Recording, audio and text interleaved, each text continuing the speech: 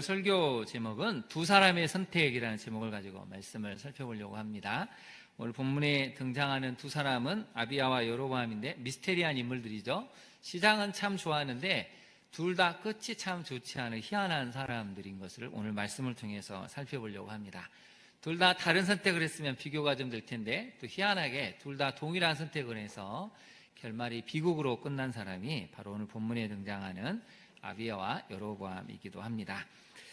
무더위와 또 장마 때문에 많이 스트레스를 받으셨죠? 그래서 여러분한테 조금 편안한 퀴즈를 하나 내면서 좀 말씀을 들어보려고 하는데요. 화면을 한번 보실까요? 너무 쉬운 문제로 여러분은 아마 우리를 무시하나 이렇게 생각할 수도 있는데, 자, 1 더하기 1은 얼마입니까? 벌써 질문의 의도를 알아차리셨죠? 자, 1 더하기 1은 얼마죠? 정답은 2죠. 왜 모른다고 하십니까? 근데 반전이 있습니다. 제가 요새 읽고 있는 책이 옛날에 한번 읽은 책인데, 그러니 그대 사라지지 마라라는 그 박노해 시인이 지은 시집이 있습니다. 이 책을 읽다 보면 다 다르다라는 시가 나옵니다. 제가 한번 짧게 읽어드릴게요. 초등학교 1학년 산수 시간에 선생님은 키가 작아 앞자리에 앉은 나를 꼭 집어 물으셨다. 1 더하기 1은 몇이냐? 1 더하기 1은 하나지라. 나도 모르게 대답이 튀어나왔다. 무엇이요? 1 더하기 1이 둘이지 하나요? 선생님의 고생에 나는 기어들어가는 목소리로 예, 제가요 아까 학교 옴시롱 본게요 토란 이파리에 물방울이 또르르 굴러서요 하나의 물방울이 되던디라 나가 봤단게요. 무슨 얘기인지 아시죠? 물방울이 여러 개가 있었는데 2개, 3개가 합쳐지니까 하나가 됐으니 1 더하기 1은 2가 아니고 하나다. 이거 관찰력이 대단하지 않습니까? 또 이야기합니다. 선생님요, 1 더하기 1은 셋이지라. 우리 누나가 시집가서 집에 왔는지라 딸을 낳아서 누님네가 셋이 되었더는디요. 아이들이 깔깔깔 웃기 시작했다. 나는 처음으로 손바닥에 불이 나게 맞았다. 수업 시간이 끝나자마자 아이들이 우르르 몰려와 내 손바닥 어루만졌다. 어쩌까이 많이 아프지? 선생님이 진짜 웃긴다. 1 더하기 1이 왜 둘뿐이라는 거지? 7인디. 우리 개가 새끼를 5마리나 낳았으니까 나가 분명히 밥을었는디. 새죽 끓이면서 장작 1개, 2개 넣어봐. 제가 돼서 없어진 게 0도 되는 거지. 와, 얘들이 인생을 안 것입니다. 1 더하기 1은 물론 물리법칙에 의해서 여러 가지 수학법칙에 의해서는 당연히 2가 되지만 그걸 뛰어넘는 세상을 관조하는 시선을 갖게 됐다는 것이죠. 꼭 1 더하기 1은 2도 될 수도 있지만 3도 될 수 있고 7도 될 수 있고 또 하나가 될 수도 있고 0도 될 수 있다는 걸 이 아이들이 깨달아 버리는 것이죠. 그래서 이분이 마지막 시에 이렇게 썼습니다. 삶은 숫자가 아니라고, 행복은 다 다르다고, 사람은 다 달라서 존엄하다고. 그래서 다르다는 걸 인정을 하면 행복한 삶이 된다는 것이죠. 성경이 그렇지 않습니까? 하나님이 우리를 있는 모습 그대로 받아들이셨습니다. 만약에 모두를 다 규격화시켜서 우리를 받아들이셨다면 세상은 불행해지겠죠. 그래서 여러분, 나와 다른 사람은 틀린 게 아니고 나를 더 나답게 만들어주는 사람들입니다. 그래서 옆에 사람에게 한번 이렇게 고백해 볼까요? 당신이 나와 달라서 참 행복합니다. 한번 인사해 볼까요? 시작. 당신이 나와 달라서 참 행복합니다. 네, 우리는 비슷해야 행복하다고 하는데 좀 다른 것이 행복이 될 수가 있습니다. 근데 이분이 이제 또 하나의 그 시를 지었는데요. 두 번째 문제를 한번 풀어볼까요? 이건 주관식입니다. 조금 어렵습니다. 자, 다음에서 빼기를 하면 무엇이 남을까요? 정치가에게서 권력을 빼면, 부자들에게서 돈을 빼면, 지식인에게서 명성을 빼면, 크리스찬에게서 예수님을 빼면 뭐가 남죠? 정치가에서 권력을 빼면 힘없는 사람이 되겠죠. 부자들에게 돈을 빼면 무일푼 거지처럼 되겠죠. 지식인에서 명성을 빼면 인정받지 못해서 굉장히 삶이 회의가 들겠죠. 근데 여러분, 크리스찬에게서 예수님을 빼면 뭐가 남죠? 아무것도 남는 게 없어야 이게 정상입니다. 그래서 이분이 시를 이렇게 지었는데요. 무엇이 남는가? 정치가에게서 권력을 빼보라. 무엇이 남는가? 부자들에게서 돈을 빼보라. 무엇이 남는가? 지식인에게 명성을 빼보라. 무엇이 남는가? 빼버리고 남은 그것이 바로 그다. 그래야 다시 나에게서 영혼을 빼보라. 나에게 사랑을 빼보라. 나에게 정의를 빼보라. 그래도 내가 여전히 살아있다면, 그래도 태연히 내가 살아간다면 나는 누구냐? 나는 누구냐? 엄청난 시죠. 여러분, 예수님에게서 만약에 내 인생에서 예수님을 빼버리면 우리는 어떤 존재가 되는 거죠? 그래도 아무 문제 없이 살아간다? 이건 정말 심각한 고민을 좀 해보셔야 됩니다. 세상적으로는 아무것도 없는 것 같은데 예수님이 나와 함께 계시다 하면 그 사람은 모든 것을 가진 사람입니다. 반대로 세상에서는 아무것도 없는 것 같은데 나에게 예수님 한 번만 있다면 그 사람은 모든 것을 가진 사람이죠. 우리가 이것을 자꾸 잊어버리니까 예수님을 통해서 뭔가 복을 빌려고 합니다. 그게 나쁜 건 아니지만 예수님보다는 이제 주가 복이 되니까 돈이 있어야 되고 명예가 있어야 되고 권력이 있어야 내가 세상을 살아갈 수 있다는 이 묘한 물질 중심의 가치가 기복신앙이 교회에 많이 자리를 잡고 있는 것을 보게 되죠. 여러분, 예수님을 빼면 나는 아무것도 아닌 존재입니다 라는 이 신앙의 가치관을 가지고 살아가셔야 합니다. 그럴 때 하나님이 우리를 통해서 역사하시죠. 저를 한번 따라서 해볼까요? 예수님을 빼면 나는 아무것도 아닙니다. 네, 여러분 그렇게 생각하십니까? 네, 정말 예수님만을 붙들고 살아가는 우리가 되어야 됩니다. 그래서 적용을 한번 해볼까요? 더해야 할 것, 은혜를 더해야 되고 빼야 할 것, 악을 빼는 삶이 진리로 충만한 삶입니다. 근데 여러분, 더하지 않아야 될 것을 자꾸 더하니까, 빼지 않아야 될 것을 자꾸 빼니까 우리가 은혜롭게 진리 가운데 살지 못하는 것이죠. 여러분, 빼야 할 건 살 뿐만 아니라 죄도 악도 빼야 한다는 것입니다. 같이 한번 읽어볼까요? 시작. 더해야 할 것을 더하고 빼야 할 것을 빼는 삶이 진리로 충만한 삶입니다. 그래서 여러분, 남은 하반기는 정말 더해야 될 은혜를, 말씀을, 기도의 삶을 더하시고 빼야 할 것, 정말 우리 안에 숨겨진 이 죄된 흐름들, 악한 정서적인 흐름들, 죄악들, 허물들은 다 빼야 됩니다. 그래야 우리가 진리 안에서 강건하게 살 수 있다는 것이죠. 이제 오늘 본문으로 한번 들어가 볼까요? 오늘 본문을 보시면 여로보암 18째 해에 아비야가 유다의 왕이 되었습니다.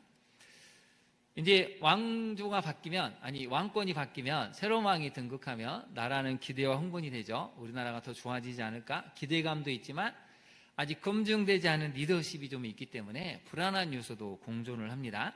근데 여로보암 왕이 18년째에 아비야가 딱 왕이 되자마자 공격을 감행을 합니다. 전쟁이 발발했습니다. 여러분, 무려 몇만 명이 전쟁을 하기 시작하냐면 3절 한번 볼까요? 아비야는 싸움에 용감한 군사 40만 명을, 여로보암은 큰 용사 80만 명을 택합니다. 여러분, 고대에 전쟁이 일어나는데요, 무려 120만 명의 군대가 동원이 됐습니다. 여러분, 어마어마한 숫자입니다. 100만 명도 아니고 120만 명이 남북으로 나뉘어가지고 이쪽은 40만 명, 저쪽은 80만 명이 엄청난 전쟁에 소용돌이에 휘말려서 당일 전쟁으로 무려 50만 명이나 죽는 비극이 발생한다는 것이죠. 왜 이런 전쟁이 일어났을까요? 이유는 딱 한 가지입니다. 바로 여로보암의 교만한 마음이죠. 아비야가 왕이 오르니까 해볼 수 있을 것 같습니다. 객관적으로 봐도 나는 정치 경험도 많고 많은 전쟁을 치러봐서 군사들도 전쟁의 경험이 아주 등해서 오늘 본문을 보니까 큰 용사라고 나와 있지 않습니까? 여러분, 3절을 다시 한번 볼까요? 용감한 군사와 큰 용사가 싸우면 누가 이길 것 같습니까? 비슷할 것 같기도 하고 용감한 군사가 싸울 것 같죠? 근데 여러분, 용감하다고 해서 다 이기는 게 아닙니다. 아주 백전노장, 전투를 많이 경험하고 많은 그 지식과 기술, 싸움의 이 기술을 습득한 사람이 이기는 거죠. 그래서 오늘 본문은 뉘앙스가 있는 것입니다. 용감한 군사 40만 명도 있지만 북이스라엘은 큰 용사가 80만 명이나 있다는 것입니다. 전쟁에 능한, 전투에 능한, 살인의 기술을 익힌 웬만한 부상에는 눈이나 깜짝하지 않는 그 큰 용사들이 80만 명이나 동원이 됐다는 것이죠. 그러니 여로보암은 자신만만합니다. 기세가 등등합니다. 하나님이 18년이라는 시간을 주셨으면 겸손하고 남은 인생을 잘 마무리해야 될 텐데 이 새로운 왕이 등장하자마자, 남유다의 아비야가 등장하자마자 이제 기회가 됐다 생각하고 교만한 마음을 가지고 전쟁을 불러일으켰다는 것이죠. 전쟁의 원인은 여로보암의 회개하지 않는 마음, 교만한 마음에서 비롯되었다는 것을 오늘 성경은 알려주고 있습니다. 그런데 놀라운 사실은 하나님이 아비야를 통해서 화평을 선언하게 하시고 끝내 전쟁을 일으키는 이 북이스라엘 군대를 향해서 하나님이 승리를 거두게 하시는데요. 그 중요한 이유 중에 하나가 14절을 한번 보실까요? 14절 15절을 보시면 앞뒤에 복병이 생겼을 때 자기의 앞뒤의 적병으로 말미암아 여호와께 부르짖고 제사장들은 나팔을 불었다. 거기다 밑줄 그어보실까요? 여호와께 부르짖고. 15절도 보시면 유다 사람이 소리 지르매 유다 사람이 소리 지를 때 하나님이 여로보암과 온 이스라엘을 아비야와 유다 앞에 치셨다라고 나와 있습니다. 하나님은 부르짖는 남유다 백성들의 그 부르짖는 기도에 소리에 응답하셔서 승리를 주셨다는 것이죠. 그래서 오늘 본문은 우리에게 두 가지를 지금 알려주고 싶어 합니다. 승리하는 인생은 어떤 인생인가? 그러나 또한 패배하는 인생은 어떤 인생인가? 이 두 가지 관점에서 오늘 말씀을 살펴보려고 합니다. 첫 번째 메시지입니다. 하나님이 나와 함께 하신다는 분명한 확신과 부르짖는 기도가 우리 인생을 승리로 이끈다는 것이죠. 북이스라엘과 전쟁을 할 당시에 이 아비야는 여러 가지 위험 요소, 불안 요소가 있었습니다. 첫 번째는 어리다는 것입니다. 나이가 아니라 아직 경험이 미숙하고 여러 가지 상황에 대처하는 이것이 미숙하다는 것이죠. 그래서 어리다는 것이 하나가 있고 정치 경험도 전무합니다. 그 다음에 세 번째, 리더십도 검증이 되지가 않았습니다. 전쟁이 발발했는데 동원한 우세를 막상 보니까 저쪽과 2배의 차이가 나는 전력이 지금 기정사실로 나타났습니다.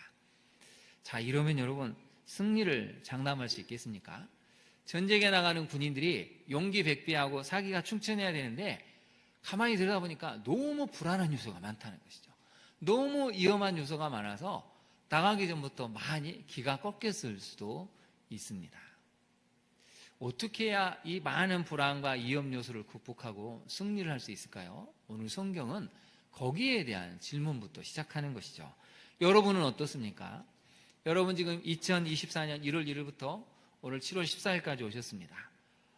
중간에 많은 불안한 요소도 있고 위험 요소가 있어서 인생이라는 항해를 할 때 배가 막 흔들리기도 하고 뒤집어질 것 같기도 하고 물이 차기도 하고 막 어찌어찌해서 여기까지 왔습니다.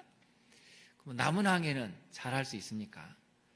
여러분이 가지고 있는 개인적인 불안한 요소는 무엇이죠?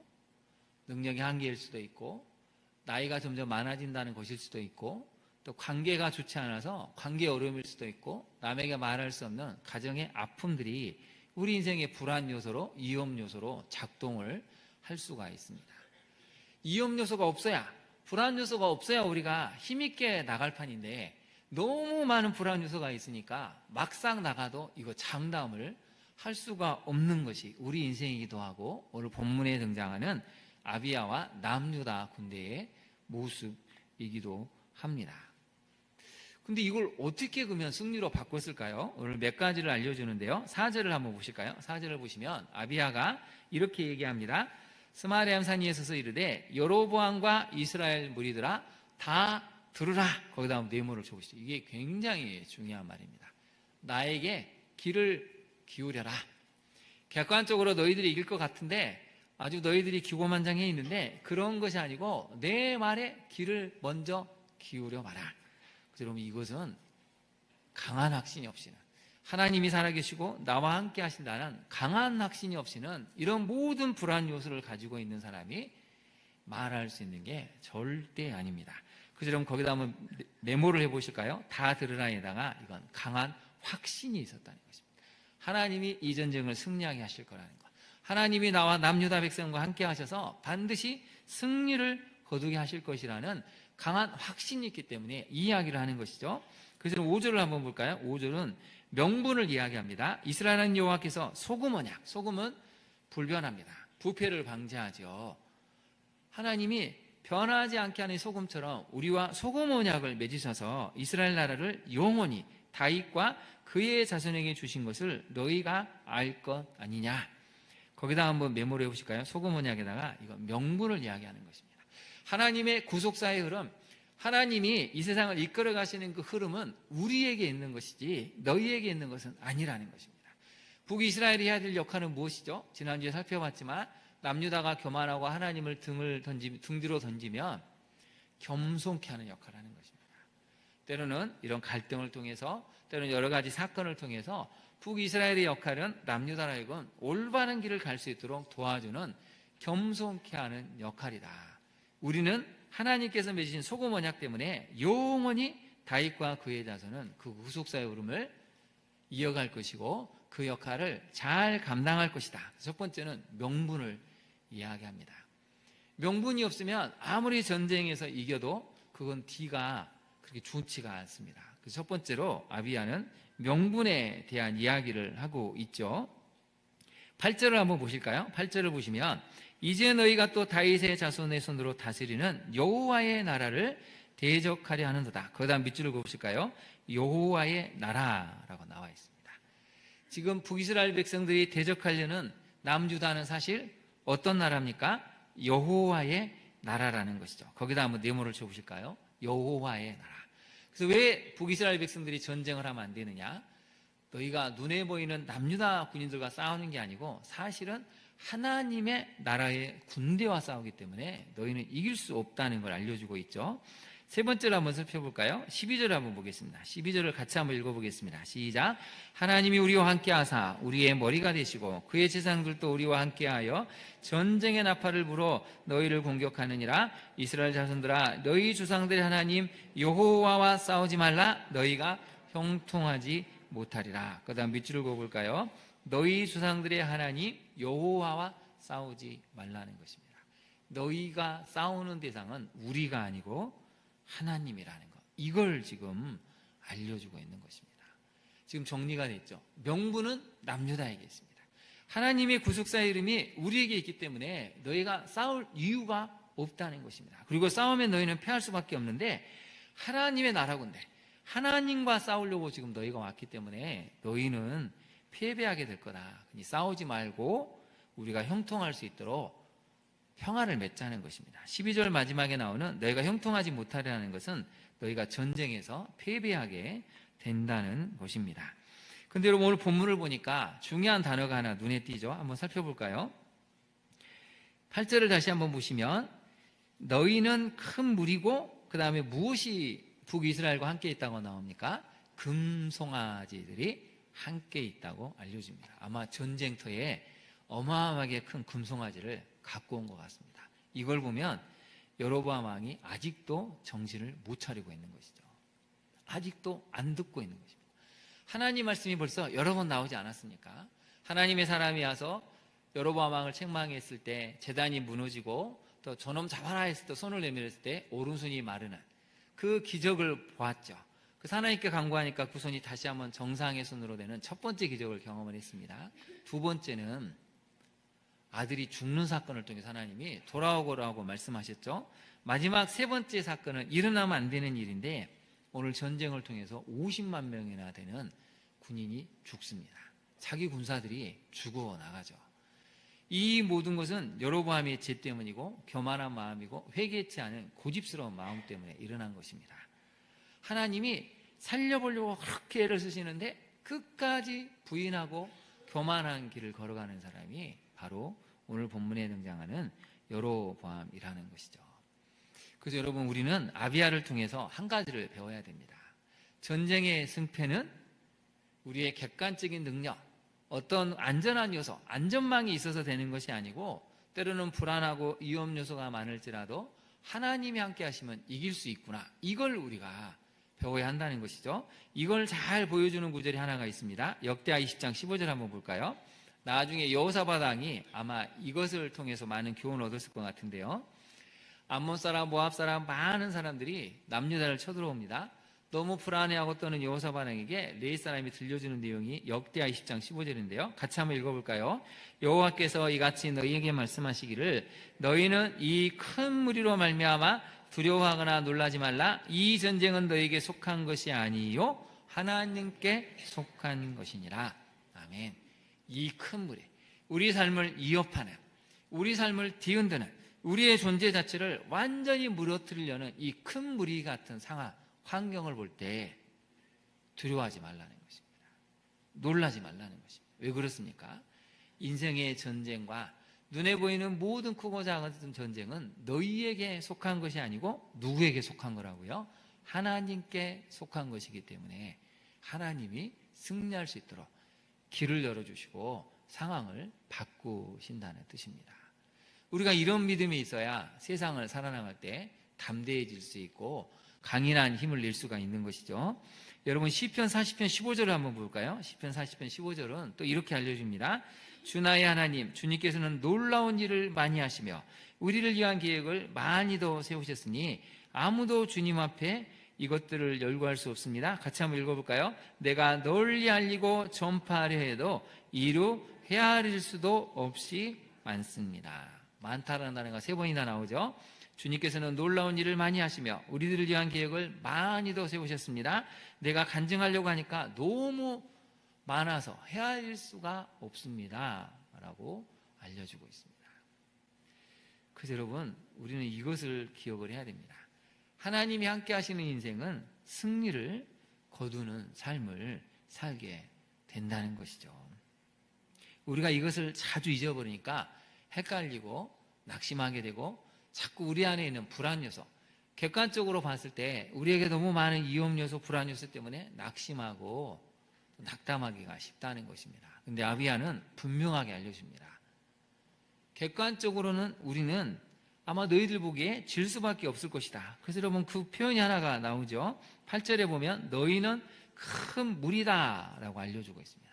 너희는 우리의 2배나 될 만큼 큰 물인데 그렇다고 해서 너희가 우리를 이길 수 있는 건 아니라는 것이죠. 우리는 여호와의 군대, 여호와의 나라, 여호와께서 너희와 싸우시기 때문에 너희는 절대 이길 수 없다고 알려줬습니다. 그런데 이제 문제는 이게 여로보암 귀에는 안 들린다는 것입니다. 아무리 봐도 내가 이길 것 같은데, 우리 군사가 80만 명이고 수많은 전투를 치러서 더 용맹스럽고 더 싸움의 기술을 알고 있고 웬만한 상태는 눈 하나 깜짝하지 않는데 앞뒤로 40만 명씩 포위해서 앞에 40몇 명이 전멸하더라도 뒤에 40만 명이 있으니까 충분히 이길 수가 있습니다. 고대의 전쟁은 숫자 싸움이기 때문에 2배의 전력을 이기기는 어려운 것이죠. 그래서 여러분, 멸망하는 사람의 가장 큰 특징은 뭐냐면 말씀이 들리지 않는다는 것입니다. 이게 정말 중요한 진리입니다. 멸망한 사람들의 가장 큰 특징은 아무리 살려보려고 지금 이러면 안 된다고 지금 당장 이 아비야가 목 놓아 외쳐도 안 들린다는 것이죠. 그러니 그가 듣지 못하고 자신의 우세한 말을 믿고 행동한 결과는 무엇으로 나타납니까? 50만 명이나 되는 젊은 청춘들이 그날 전쟁터에서 목숨을 잃습니다. 전쟁터에 나가는 이 병사들을 바라보면서 북이스라엘의 어머니들은 무슨 생각을 했겠습니까? 사람만 하다오. 다쳐도 괜찮으니, 좀 불구가 돼도 괜찮으니 사람만 좀 돌아와다오. 이렇게 얘기하지 않았을까요? 근데 여러분, 그날 전쟁에 나갔던 80만 명 중에 2배, 거의 반 이상이 되는 50만 명이 집으로 돌아가지 못합니다. 지도자 한 사람들의 고집, 지도자 한 사람의 듣지 못함이 결국은 많은 청춘들의 목숨을 잃는 비극을 낳았다는 것이죠. 근데 남유다는 어떻습니까? 놀라운 사실은 하나님께 부르짖었고 제사장들은 전쟁의 나팔을 불었습니다. 그럴 때 하나님이 승리하게 하셨다는 것이죠. 그래서 14절에 거기다 밑줄을 그어볼까요? 여호와께 부르짖고 15절에 소리 지를 때 거기다 밑줄을 그어보시죠. 부르짖을 때 하나님이 승리케 하신다는 것입니다. 여러분, 부르짖는 기도를 하고 있으십니까? 하나님의 도우심을 간절히 구하고 있으십니까? 지금 너무 삶이 불안한데, 지금 위태위태한데 여러분 기도하고 있으신가요? 기도할 때 하나님이 역사하신다는 것입니다. 기도할 때 하나님이 행동하는 사람들을 통해서 역사하신다는 것이죠. 그래서 결론이 어떻게 나오죠? 16절을 보면 이스라엘 자손 유다 앞에서 도망하는지라 하나님이 그들의 손에 넘기셨으므로, 거기다 밑줄을 그어보실까요? 하나님이 그들의 손에 넘기셨으므로 아비야와 그의 백성이 크게 무찌르니 이스라엘이 택한 병사들이 죽임을 당하고 엎드려진 자들이 50만 명이었더라.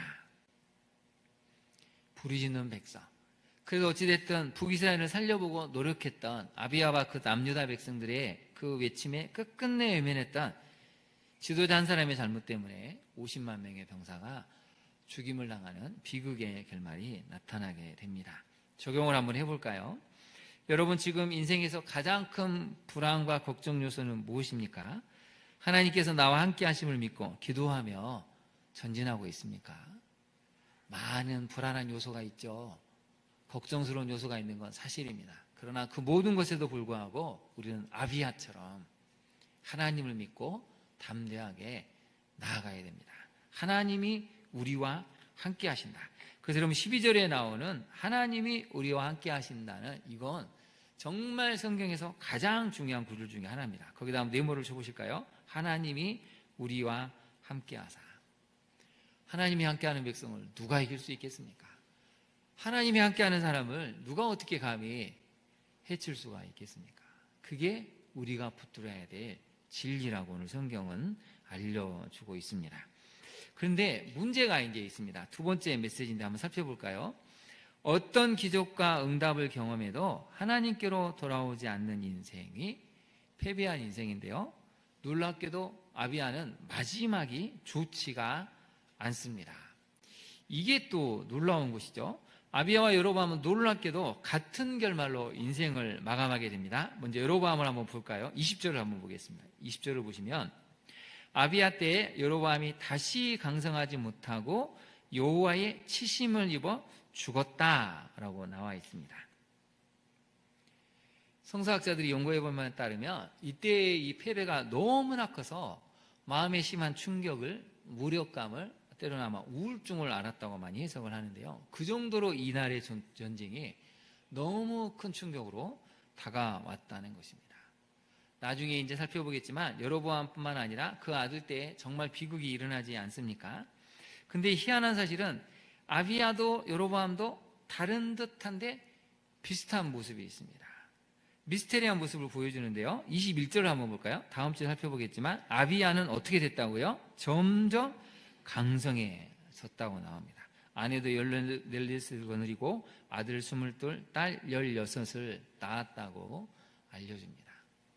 아비야도 강성해지니까, 점점 강성해지니까 열왕기상 15장 3절에서는 그가 죄를 저질렀다고 알려줍니다. 하나님을 떠났다고, 하나님을 따르지 않고 다윗처럼 온전한 마음으로 섬기지 않았다고. 그래서 여러분 13장 2절을 한번 보실까요? 예루살렘에서 몇 년 동안 다스렸다고 나옵니까? 3년 동안 다스렸다고 나옵니다. 거기다 한번 동그라미를 쳐보실까요? 3년이라는 시간이죠. 강성해지자마자 하나님을 떠나버렸다고 성경은 알려주고 있습니다. 여로보암은 50만 명이나 되는 군대를 잃고도 하나님께로 돌아오지 않습니다. 사실 자기 한 사람 때문에 이렇게 많은 청춘들이, 이렇게 많은 군인들이 전쟁터에서 집으로 돌아가지 못한 것을 보면 애통해하고 회개하고 하나님 앞에 처절하게 몸부림치면서 내 탓입니다. 나의 탓 때문에 이렇게 병사들이 죽었습니다. 내가 죄인입니다 라고 돌아왔어야 되는데 돌아오지를 못합니다. 아비야, 여로보암 둘 다 시작은 하나님의 은혜로 순조롭게 출발을 했습니다. 근데 결말은 비극으로 마무리가 되었다는 게, 이게 결국 패배하는 인생을 살아가는 사람들의 공통된 특징입니다. 여러분 인생에서 승리하고 싶으십니까? 그렇다면 하나님과 함께 하시는 삶을 살면 됩니다. 여러분이 아무리 겉으로는 성공한 것 같고 인생에서 형통한 삶을 사는 것 같아도 하나님과 함께 하지 않은 삶이면 결국은 패배하는 인생으로 마무리가 된다는 것이죠. 하나님 말씀을 듣지 않으려는 마음, 죄를 사랑하는 마음이 결국 패배의 인생으로 아비야를, 여로보암을 이끌었습니다. 여러분 적용을 한번 해볼까요? 과거에도 지금에도 하나님과 함께 시작하고 여러분 마무리하고 있으십니까? 시작도 하나님과 함께 했다면 마지막도 하나님과 함께 해야 됩니다. 알파와 오메가 되신 하나님, 처음과 끝, 시작과 마무리를 하시는 하나님이 우리 하나님이시라면 시작도 하나님과 함께, 중간의 과정도 하나님과 함께, 마지막 마무리도 하나님과 함께 할 때 우리는 승리할 수 있다는 것이죠. 아비야 왕의 비극은 이렇게 큰 승리를 거두고 점점 강성해졌음에도 불구하고 어떻게 됐다고요? 결국 죄 때문에 3년 만에 목숨을 잃고 맙니다. 여러분, 하반기가 시작이 되었습니다. 하나님과 함께 시작하고 있으신가요? 지금은 좀 되지 않는 것 같고 많은 위험한 요소가 있지만 그래도 하나님을 믿으며 아비야처럼 처음의 모습처럼 하나님께 부르짖고 나아가고 있습니까? 끝까지 그 모습을 잃지 않는다면 우리는 승리의 삶을 살게 된다고 오늘 본문은 알려주고 있습니다. 오늘 예배드리는 우리 모두가 이 말씀을 기억하고 패배의 인생이 아닌 하나님과 함께함으로, 동행함으로 승리의 삶을 살아 많은 사람들에게 간증할 수 있는 우리 모두가 될 수 있기를 진심으로 축원합니다. 우리 함께 기도하도록 하겠습니다. 우리 두 가지를 한번 놓고 기도하기로 원하는데요. 여러분, 패배하는 사람의, 멸망하는 사람의 가장 큰 특징은 말씀을 듣지 않는 것이라고 살펴보았습니다. 두 번째, 시작은 하나님의 은혜로 순조롭게 출발했지만 하나님을 떠났을 때 결론은 비극으로 패배하는 인상으로 우리가 된다는 것을 살펴보았죠. 하나님 시작과 중간과 끝도 늘 하나님과 함께함으로 우리 인생이 승리할 수 있게 해달라고 우리 시간 주님의 이름을 부른 다음에 간절히 기도하도록 하겠습니다. 주여, 이 시간 간절히 간구합니다. 하나님, 우리는 승리하는 인생을 살고 싶습니다. 정말 우리도 하나님과 함께 동행함으로 승리의 인생을 누리고 싶습니다. 근데 내 삶을 둘러보니 너무나 많은 불안 요소가 있습니다. 건강도, 나이도, 체력도, 또 여러 가지 능력적인 면에서, 또 인간관계를 맺는 면에서 우리는 너무나 많은 한계와 불안 요소가 있습니다. 주님, 그러나 오늘 아비야의 모습을 통해서 초창기 아비야가 그 많은 불안과 위험 요소에도 불구하고 하나님이 우리와 함께 하시기 때문에 우리는 승리하게 될 것이라는 그 담대한 믿음을 선포하며 나아갈 수 있는 우리가 될 수 있기를 원합니다. 주님, 도와주옵소서. 우리가 가지고 있는 가정 내의 여러 가지 불안과 위험 요소들을, 나 자신이 가지고 있는 여러 가지 불안과 위험 요소들을 주님의 은혜 가운데 하나하나 해결하게 하시고 하나님을 믿는 믿음 때문에 마침내 우리가 승리의 결말을 쓸 수 있기를 간절히 소망합니다. 아비야처럼 점점 강성해져서 하나님을 떠나는 삶이 아니라 처음과 끝까지 늘 하나님을 의지하고 하나님만을 바라보며 하나님의 은혜를 붙들어서 알파와 오메가 되시는 그 하나님이 나와 함께 하시기 때문에 인생의 모든 영역과 상황 환경에서 승리를 거두게 하신 하나님을 경험하는 우리 모두가 되게 하옵소서. 그렇게 만드신 하나님을 찬양하며 예수님 이름으로 기도합니다. 아멘.